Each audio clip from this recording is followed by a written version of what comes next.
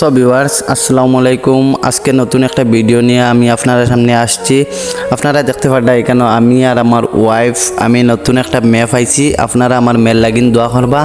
আজকে আমি আমার মেয়েরে আপনারা দেখাইমু, আপনারা আমার মেয়েটা দেখতে পারবা আর আমার মেয়ের লাগিন আপনারা দোয়া করবা।